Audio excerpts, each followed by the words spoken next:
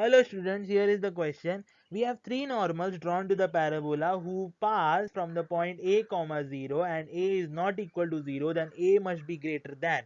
So we need the condition on a, and for that we know that the general equation of the normals drawn to the parabola looks something like this, where this is the general equation of the parabola. Here a represents the a in the general form of the parabola that we have studied, which is y square equal to 4ax.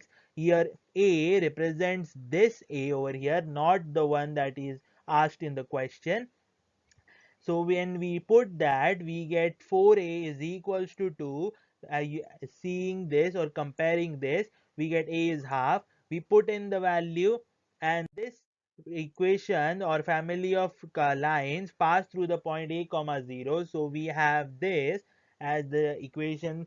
Next equation is we take m common, so we can say m has to be 0, or this has to satisfy equal to 0 condition, and for this we know m square equal to 2 into a minus 1, and we know, I will just write it properly so that you can understand that that is a.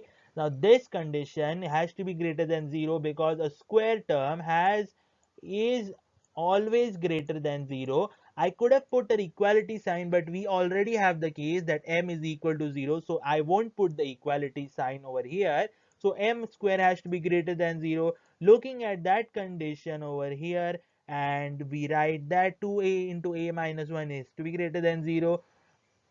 2 into a minus 1 has to be greater than 0. So that makes a has to be greater than 1. Thank you.